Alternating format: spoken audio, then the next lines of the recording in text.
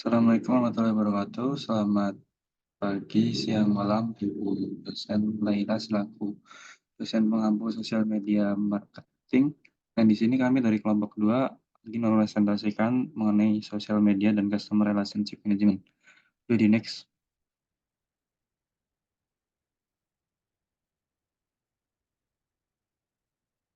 Untuk anggota kelompok 5 ini ada yang pertama ada Alfreyo Maulana, Ahmad Zaki Mumtaz, Amelia Salsabila, Faras Mumtaz, Hanif Giri Sihab, Helen Magdalena, Ilham Nur Sidik, saya sendiri Yanji Satria, Muhammad Irsad Saputra, lalu Nuriza Sabrina, Rahman Hakim, dan yang terakhir ada Raihan Widianta.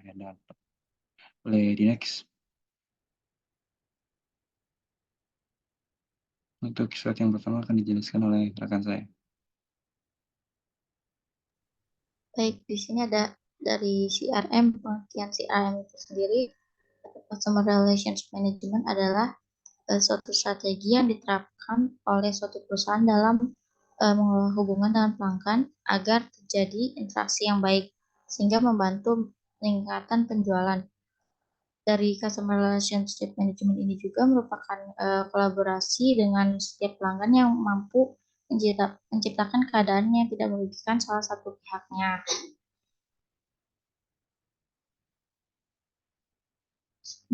Nah,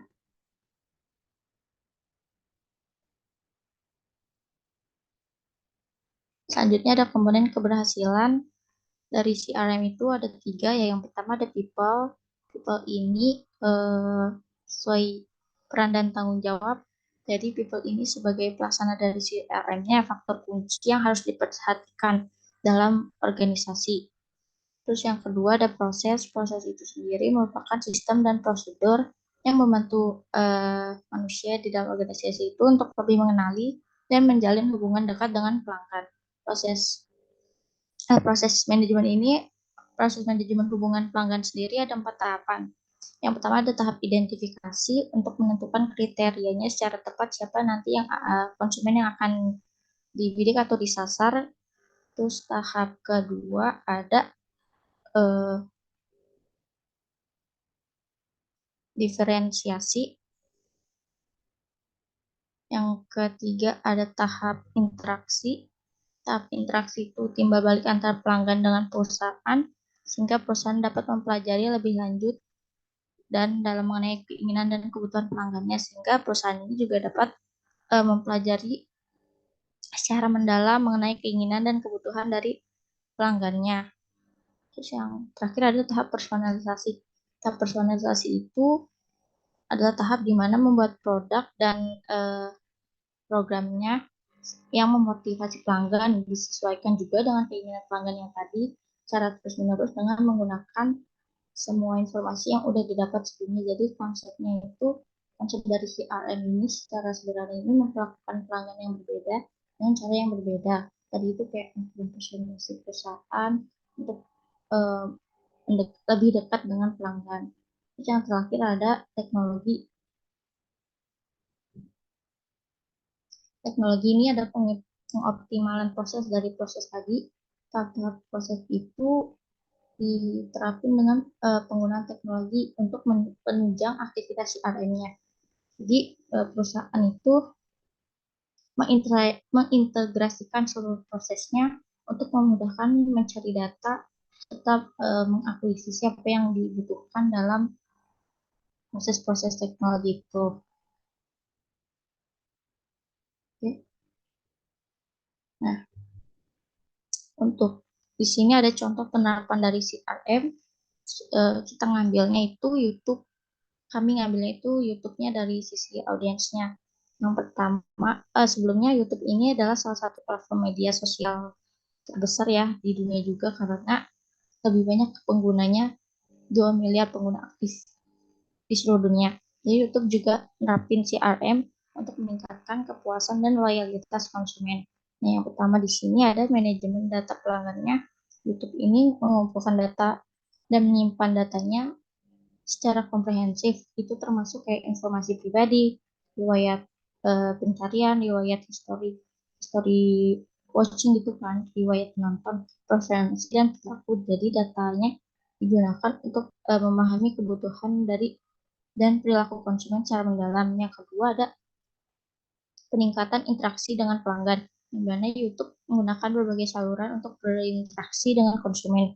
Ya, YouTube, terus untuk anak-anak ada YouTube Kids, musik untuk mendengarkan, terus YouTube juga memberikan atau menyediakan berbagai fitur untuk memudahkan konsumen berkomunikasi.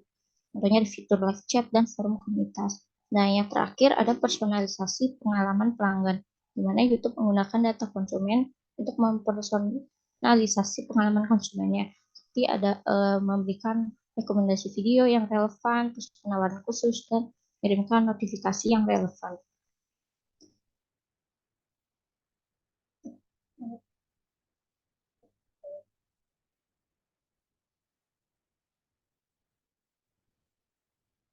Nah, di sini tadi ada hasil-hasil penerapan dari CRM tadi YouTube. Yang pertama ada notifikasi. Notifikasi ini sendiri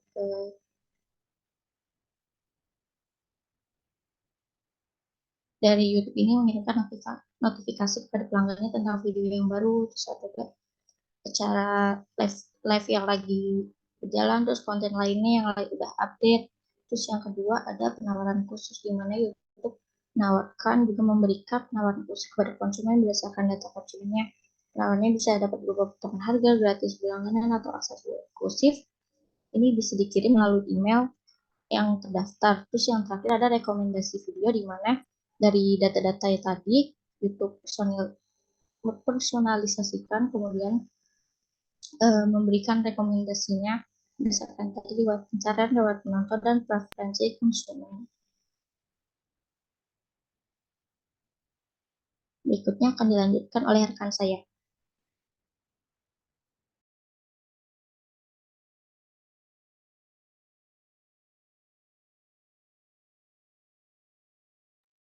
Itu ada pentingnya CRM dalam media sosial marketing. Nah, di CRM ini, sosial media adalah suatu integrasi seluruh media sosial ke dalam platform manajemen hubungan CRM. Nah, platform CRM semakin mendukung media sosial dan saluran tradisional sehingga pelanggan dan dapat berinteraksi dengan bisnis melalui saluran pilihan mereka. Ini berarti layanan pelanggan yang lebih baik dan wawasan pemasaran yang lebih luas dapat dikembangkan dari media sosial pelanggan. Boleh di next.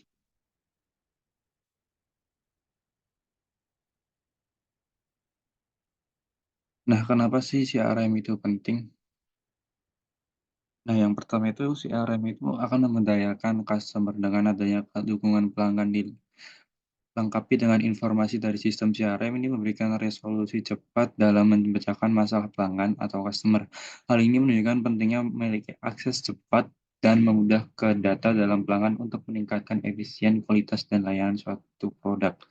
Lalu yang kedua, kita dapat memahami dari audiens, karena alat CRM ini digunakan untuk memberikan wawasan yang real time tentang audiens target. Informasi ini dapat digunakan oleh tim yang relevan untuk memberikan pengalaman pelanggan yang dipersonalisasi dan konten yang konsisten. Nah, pemahaman yang lebih baik tentang audiens dapat membantu dan merancang strategi pemasaran yang lebih efektif. Lalu yang kedua ada mempublish konten yang relevan. Nah, pernyataan itu menyarankan untuk memanfaatkan informasi dari media sosial untuk membuat konten menarik dan mendistribusikannya melalui saluran yang tepat. Nah, tujuannya ini adalah untuk menciptakan daya tarik yang maksimal dan memastikan konten tersebut relevan dengan kebutuhan dan minat dari si customer. Lalu ada memberikan konteks sosial untuk interaksi. Nah, wawasan dari media sosial dapat membantu dalam memulai percakapan yang bermakna dengan promosi yang dianggap sebagai cara untuk menghumanisasi merek dan membangun hubungan yang lebih baik dengan pelanggan melalui interaksi yang lebih kontekstual. Lalu ada instant feedback. Nah, di alat CRM ini memberikan umpan balik yang langsung dari pelanggan baik positif maupun negatif. Nah, hal ini menjadi peluang untuk meningkatkan produk dan layanan suatu merek sehingga mereka dapat merespon kebutuhan pelanggan tanpa harus menunggu feedback dalam waktu yang sangat lama. Lalu yang terakhir ada improve brand reach and perception. Melalui media sosial CRM ini kita dapat memperluas jangkauan merek dan memperbaiki persepsi merek melalui interaksi dengan pengguna media sosial. Boleh di next. Nah, yang pertama ada social listening atau pemantauan media sosial. Yang di aspek utama dari CRM sosial adalah kemampuan untuk membantu mengumpulkan informasi dari pelanggan dengan memantau apa yang dikatakan orang di media sosial tentang pengalaman merek tentang mereka dengan merek. Nah, memahami apa yang diinginkan pelanggan baik mereka yang lama-lama akan bahkan bersaing membantu menyempurnakan operasi bisnis untuk melayani pelanggan dengan lebih baik. Boleh di next.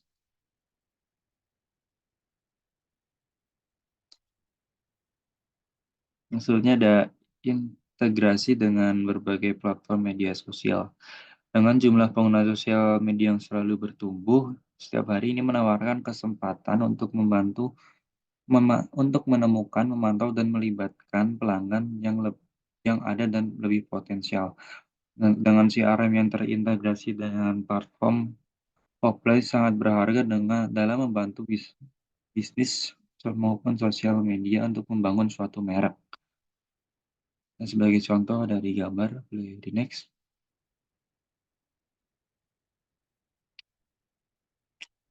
Nah, selanjutnya ada lead generation. Nah, proses ini mendapatkan informasi dari kontak atau data individu atau organisasi potensial yang menunjukkan minat pada produk atau layanan tertentu. Nah, tujuan utama dari lead generation ini untuk mengumpulkan prospek atau promosi yang dapat dihubungkan oleh perusahaan atau pasar untuk tujuan pemasaran yang lebih lanjut, seperti penjualan dan komunikasi bisnis. Nah, dalam mengoptimalkan integrasi data dari media sosial ke dalam CRM ini bertujuan untuk lebih fokus pada hal-hal yang lebih potensial dalam lead promosi. Dengan sistem CRM ini akan membantu perusahaan mengelola hubungan pelanggan termasuk pengumpulan data dan analisis dan interaksi dari pelanggan. Boleh next. Nah, selanjutnya dengan CRM ini kita dapat pengalaman omnichannel yang lebih terpadu. Karena dengan mengomunikasikan promosi tidak terbatas pada media tertentu, dengan omnichannel ini kita terdapat diferensiasi saluran komunikasi, lalu pemantauan dan pemusatan informasi secara langsung, dan gitu, respon yang cepat dan konsistensi dalam berkomunikasi.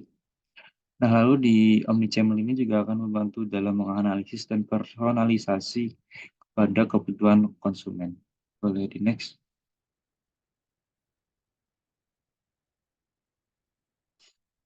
Maksudnya akan dijelaskan oleh rekan saya. Oke, di sini ada kasus bisnis untuk siaran sosial. Siaran sosial mempunyai potensi untuk memberikan keuntungan di antara beberapa fungsi bisnis intinya. Yang pertama ada pelayanan pelanggan. Dengan melacak dan mengelola konten pelanggan di seluruh saluran dan fungsi bisnis, tim layanan pelanggan dapat memberikan layanan yang jauh lebih baik dan meningkatkan waktu penyelesaian secara nyata. Sekitar sekitar 79% pelanggan Salesforce melakukan peningkatan layanan pelanggan dan 63% peningkatan referensi pelanggan, menunjukkan bahwa CRM sosial memberikan manfaat komersial yang nyata. Next.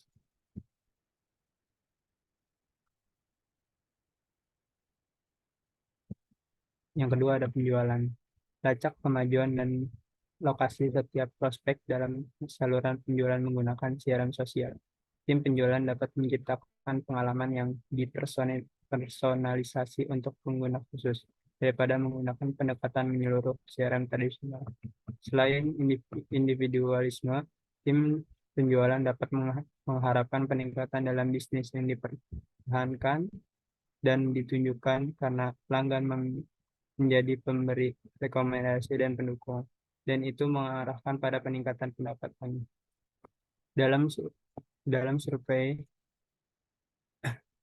dalam survei terhadap pelanggan Salesforce, 55% melaporkan peningkatan loyalitas pelanggan dan 54% peningkatan pendapatan penjualan. Yang terakhir ada pemasaran, peningkatan jangkauan dan visibilitas. Biaya lebih rendah, pemasar dapat menggunakan siaran sosial untuk meningkatkan jangkauan, sekaligus meningkatkan pelacakan dan pengukuran pelanggan. Hal ini dapat menjadi masukan bagi taktik pemasaran lainnya dan membantu mendorong perolehan prospek dan penjualan. Dalam salah satu survei sosial media EK Examiner, 89% responden mengatakan media sosial meningkatkan exposure merek mereka. Sementara hampir setengah melaporkan bahwa menghabiskan hanya 6 jam seminggu untuk aktivitas media sosial. Next.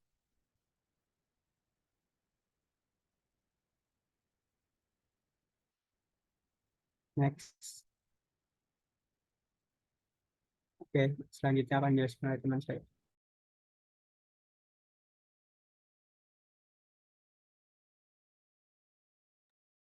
Untuk selanjutnya saya ada cara membangun dan memelihara dengan pelanggan melalui sosial media. Bisa di next.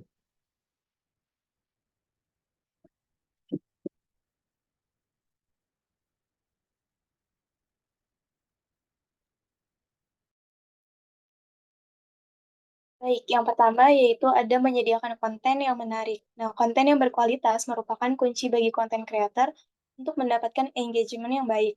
Saat audiens merasa tertarik dengan konten yang telah dibuat, maka kemungkinan besar mereka akan kembali ke media sosial tersebut untuk menciptakan hubungan yang baik dengan pelanggan. Ada beberapa hal yang perlu diperhatikan dalam menyediakan konten, di antaranya yaitu yang pertama, ada memahami target audiens. Nah, hal ini dilakukan karena kita tidak dapat membuat konten untuk semua orang dan juga membuat semua orang itu tertarik dengan konten kita. Akan lebih baik jika membuat konten konten yang menarik, yang menargetkan audiens secara spesifik yang menyoroti poin penting bagi audiens. Dan buatlah konten sesuai dengan permintaan yang sekiranya bisa menjadi jawaban atau solusi bagi target audiens. Nah, kemudian yang kedua yaitu ada membuat konten berkualitas. Hal yang penting dan perlu diperhatikan dalam menyediakan konten yang menarik yaitu dengan menciptakan konten yang berkualitas. Nah, berkualitas yang dimaksud ini adalah tidak hanya dari resolusi gambar ataupun video saja, namun isi dari konten yang akan dibuat juga harus berkualitas. Nah, untuk membuat konten yang berkualitas mungkin akan membutuhkan tenaga, waktu, dan biaya yang cukup banyak. Namun, hal ini akan menjadi relevan untuk jangka waktu yang cukup lama. Contohnya yaitu di PPT, ini adalah salah satu akun yang dimana mereka mengupload tentang konten informasi yang dimana tidak hanya gambarnya aja tuh yang berkualitas, namun juga bisa dilihat pada captionnya, mereka juga mencantumkan source atau berita itu terdapat diambil dari mana, sehingga tidak asal ambil aja. Dan sehingga konten ini membuat tetap berkualitas. Next.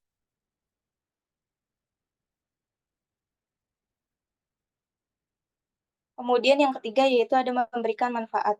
Konten harus berguna dan bermanfaat untuk pelanggan karena hal ini akan membantu pelanggan dalam mencari informasi suatu produk. Jika ingin memberikan manfaat melalui konten, maka usahakan isi kontennya itu tidak dibuat terlalu panjang agar inti dari konten tersebut tersampaikan. Nah, contohnya di sini ada dari brand kecantikan yaitu Google, di mana mereka membuat konten di Instagram tentang detail packaging salah satu produknya, sehingga hal ini akan menambah pengetahuan bagi audiensnya atau bagi calon pembelinya. Kemudian yang keempat yaitu ada menggunakan narasi. Nah, menggunakan cerita atau narasi dalam membuat konten memiliki nilai dan engagement yang tinggi, sehingga banyak menarik audiens untuk nge-like, komen, dan juga share. Dan mungkin bisa dicoba dengan membuat konten yang cukup relate dengan kehidupan kita sehari-hari. Nah, contohnya di video ini, brand Guel membuat konten narasi yang dimana menjelaskan bahwa investasi terbaik yaitu adalah traveling. Namun di tengah video mereka juga ngejelasin ada satu hal investasi terbaik yang salah satunya itu ada brand Guel itu sendiri. Kemudian yang kelima yaitu membuat konten interaktif. Membuat konten yang interaktif bertujuan agar audiens lebih aktif di media sosial. Ada banyak audiens yang seringkali meninggalkan komen atau share pada sebuah konten atau di akun media sosial yang mereka sukai. Nah, hal ini menandakan bahwa mereka atau audiensnya itu audiensnya itu tertarik untuk terlibat di dalam konten tersebut. Hal ini bisa diimplementasikan dengan melakukan giveaway, challenge, quiz, dan juga lainnya. Nah, di contoh di PPT ini, Brandwell, mereka membuat giveaway untuk audiensnya yang mau masuk secara gratis ke Jakarta X Beauty, dan audiensnya ini diharuskan mengikuti rules giveaway dari Gwel, dan waktunya itu ditentukan dari tanggal 1 sampai 7 Desember. Study next.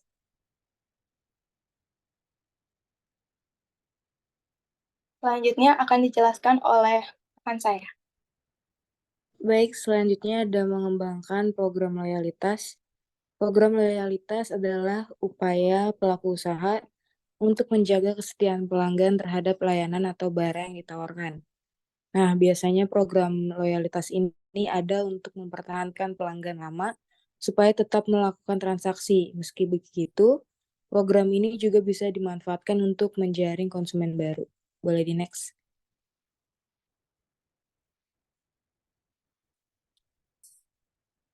Nah, program loyalitas yang biasa ditawarkan melalui sosial media ada beberapa.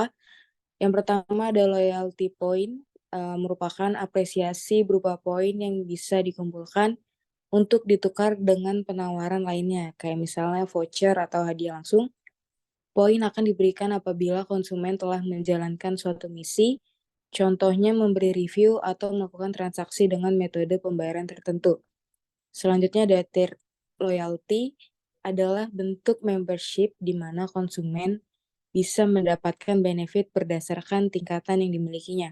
Semakin tinggi tingkatan konsumen, maka semakin baik dan eksklusif hadiah yang bisa didapatkannya. Selanjutnya ada reward bagi pelanggan yang sedang ulang tahun. Biasanya mengirimkan hadiah atau diskon spesial untuk merayakan ulang tahun pelanggan atau pencapaian tertentu, misalnya diskon ulang tahun atau bonus keanggotaan setiap tahunnya, dengan memastikan untuk secara aktif berinteraksi dengan pelanggan di media sosial, memberikan informasi terkini tentang program, dan konsisten serta transparansi menjadi kunci dalam membangun dan memelihara hubungan pelanggan melalui program loyalitas di sosial media. Selanjutnya mengadakan giveaway atau kontes.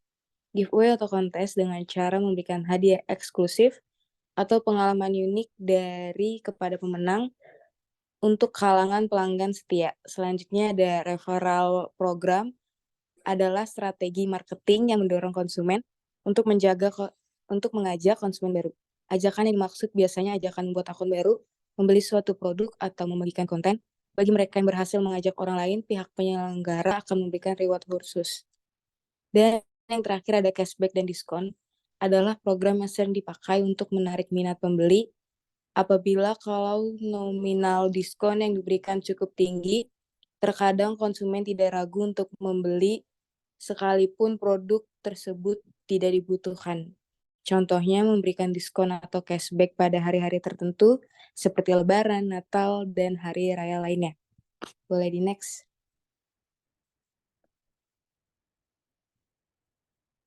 Nah, slide selanjutnya akan dipresentasikan oleh rekan saya.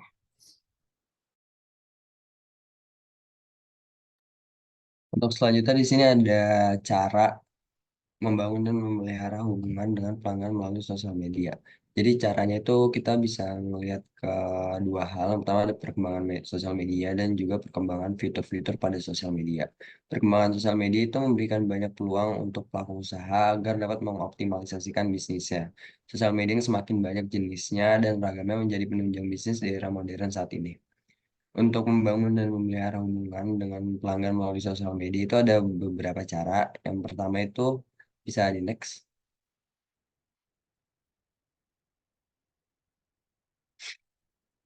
Yang pertama ada community base. Community base ini adalah sebuah basis komunitas yang dibuat untuk mengumpulkan audiens dengan ketertarikan yang sama. Membangun komunitas adalah salah satu cara paling efektif dan berkelanjutan untuk menarik pelanggan baru dan membangun pelanggan yang kuat dan juga loyal. Membangun komunitas yang dapat engage bisa berdampak besar pada upaya akuisisi pelanggan, karena komunitas memiliki basis kuat dan dapat membantu menyebarkan produk yang akan ditawarkan. Komunitas pelanggan dapat memberikan efisiensi yang sangat banyak untuk pebisnis dalam mengimplementasikan customer journey-nya. mengembangkan community base ada beberapa langkah yang perlu dilakukan. Itu yang pertama ada identifikasi kebutuhan konsumen. Jadi di tahap pertama ini seorang pemasar atau pebisnis harus bisa mengidentifikasi kebutuhan konsumen, kira-kira produk atau jasa apa yang mereka butuhkan. Selain kebutuhan, yang perlu diidentifikasi selanjutnya adalah pain problem atau masalah yang dihadapi oleh si konsumen tadi. Yang kedua ada soft launch. Ini merupakan proses pengembangan ide produk sampai pada peluncuran produk. Di tahap kedua ini, inti utama dari kegiatannya adalah untuk memperkenalkan dan meluncurkan produk pertama kalinya. Di tahap ini juga harus melihat sesuai data berapa banyak orang yang menyukai produk launch tersebut. Sebelum lanjut ke sebelum lanjut jauh menganalisis presentasi konversi penjualan, si pebisnis atau pemasar perlu memastikan seberapa banyak orang yang relevan dengan produk yang kita tawarkan, lalu identifikasi audiens yang memungkinkan untuk melakukan pembelian. Yang ketiga di sini tahapan selanjutnya itu ada audiens persona, berfungsi untuk mengidentifikasi persona dari audiens yang sudah menunjukkan ketertarikan pada produk launch yang tadi dan yang memiliki relevansi antara masalah yang dihadapi dengan solusi produk yang kita tawarkan. Sebelum membuat sebuah komunitas, si pemasar harus mengetahui dan mengenali audiensnya lebih lanjut. Bisa di next.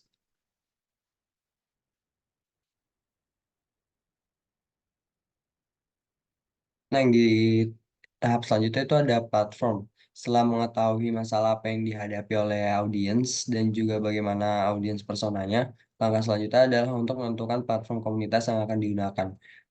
Umumnya ada 3 tipe komunitas platform, itu ada chat, forum, dan social media group.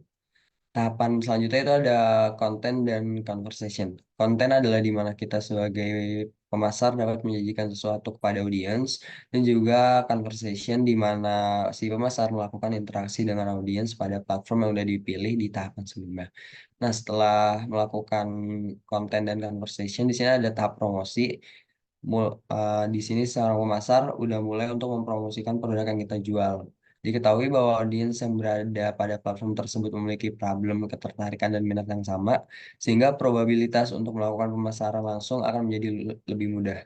Promosi yang akan dilakukan terbagi menjadi 2, yaitu ada promosi pada produk yang akan dijual dalam platform komunitas, dan juga promosi platformnya kepada media massa. Nah, yang tahap terakhir itu ada measure dan controlling. Ketika tujuan penjualan sudah tercapai, jangan lupa untuk melakukan evaluasi dengan cara menghitung hasil konversi penjualan pada komunitas yang sudah dilakukan. Controlling yang dilakukan juga harus berfokus pada kepuasan pelanggan, sehingga siklus konten, conversation, dan promosi harus dilakukan lagi dari awal. Hal ini agar kebutuhan audiens dapat terpenuhi dan komunitas juga akan semakin berkembang. Bisa di next. Selanjutnya akan dijelaskan oleh teman saya. Di sini selanjutnya ada berinteraksi dengan pelanggan secara aktif.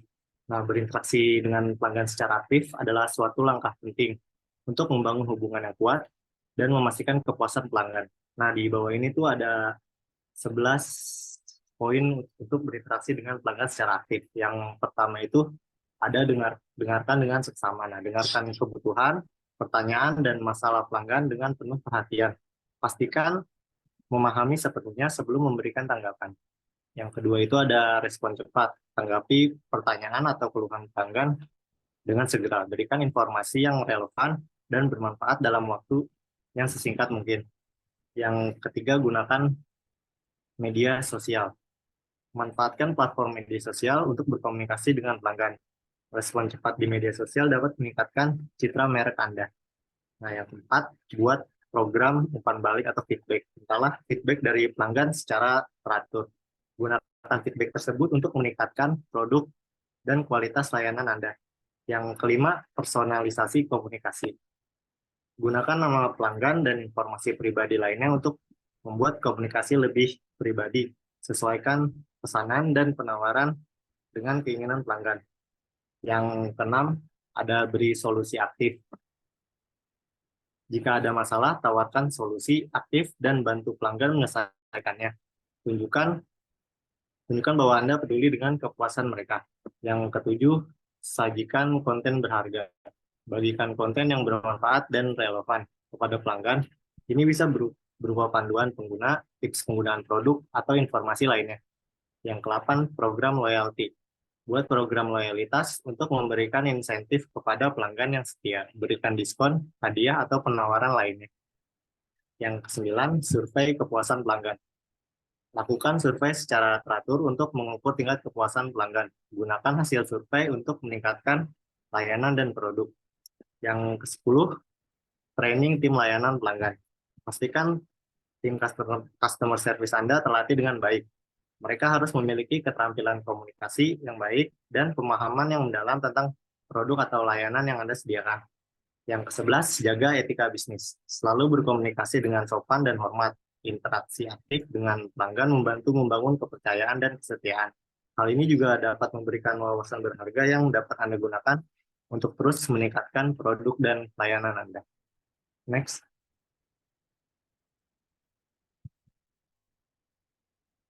Materi selanjutnya akan dijelaskan oleh rekan saya. Selanjutnya ada cara menangani keluhan dan masalah pelanggan di sosial media. Boleh di next?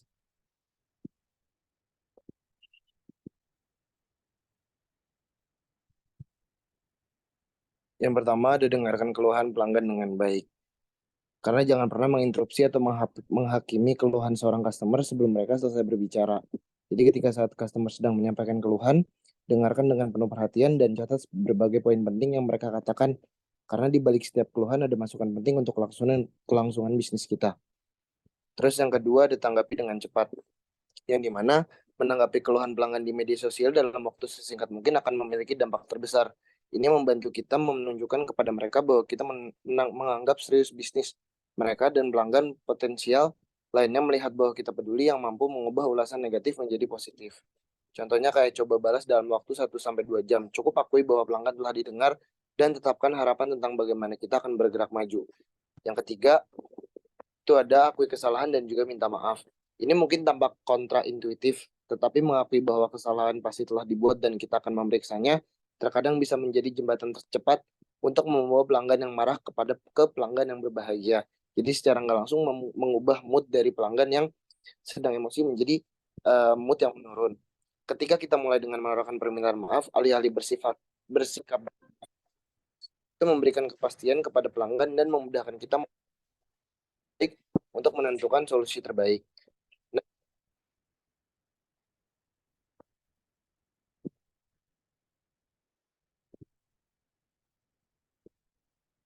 Next.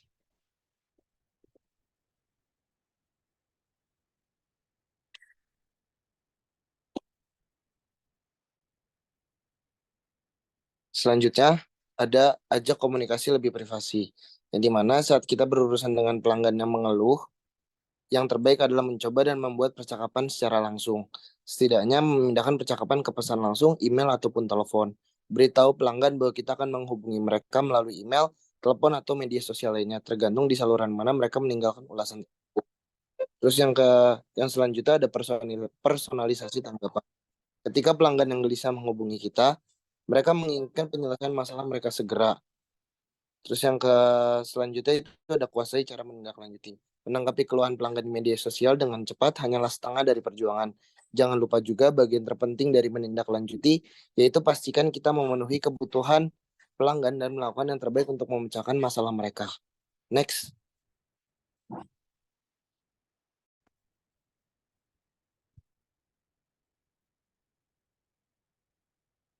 Selanjutnya akan dijelaskan oleh rekan saya.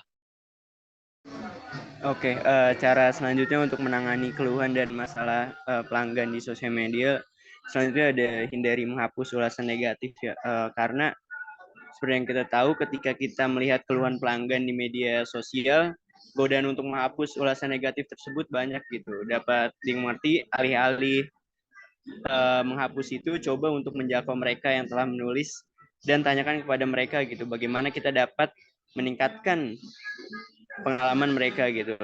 Jadi ini tuh bisa menunjukkan kepada pelanggan yang kita tuju bahwa kita bekerja keras untuk mendapatkan kembali kepercayaan mereka dan menunjukkan kepada klien potensial seberapa jauh kita bersedia untuk pelanggan kita sendiri. Jadi banyak dari e-commerce menghapus ulasan negatifnya ya, begitu dengan cara begitu akan menambah citra negatif dari seller tersebut dari konsumennya. Jadi dengan memberikan kepastian kepada konsumen yang memberikan ulasan negatif, memberikan sedikit dampak positif dari seller kepada konsumen gitu. Selanjutnya berikan solusi dengan cerdas dan cepat gitu. Jadi cara menangani selanjutnya yaitu dengan menangani komplain negatif customer di sosial media selanjutnya yaitu dengan memberikan solusi yang cerdas dan tepat gitu kepada konsumennya. Menangani keluhan pelanggan tidak hanya mendengarkan dan minta maaf tetapi juga harus memberikan solusi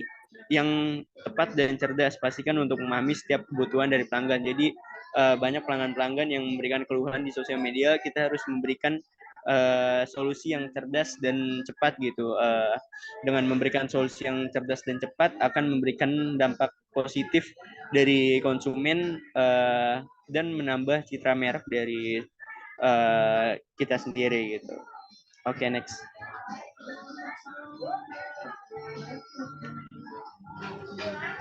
Oke, selanjutnya akan dijelaskan oleh rekan saya. Oke, selanjutnya itu ada memfollow up masalah yang sudah terselesaikan. Jadi ketika masalah yang udah kita tangani itu udah selesai, itu jangan lupa kita follow up kembali gitu. Karena dengan memfollow up kita jadi brand image kita tuh jadi baik gitu. Jadi brand yang dianggap sebagai brand yang peduli dan bertanggung jawab atas masalah yang sudah terjadi gitu, supaya customer ini juga nggak beralih ke brand lain gitu, tetap di brand kita karena dia merasa terlayani juga. Lalu yang terakhir itu ada ucapan terima kasih. Nah, setelah apa yang dikeluhkan oleh konsumen, kita juga harus berterima kasih kepada konsumen tersebut karena berkat mereka kita jadi tahu gitu brand kita tuh kekurangannya di mana, kelemahannya di mana gitu. Jadi kita harus berterima kasih dan berjanji juga tidak akan mengulangi kesalahan yang sama kembali dan bisa lebih baik lagi ke depannya. Oke, bisa di next. Oke, mungkin sekian presentasi dari kelompok kami. Semoga yang telah disampaikan oleh kami bisa bermanfaat untuk teman-teman semua. Kurang lebihnya mohon maaf. Wassalamualaikum warahmatullahi wabarakatuh.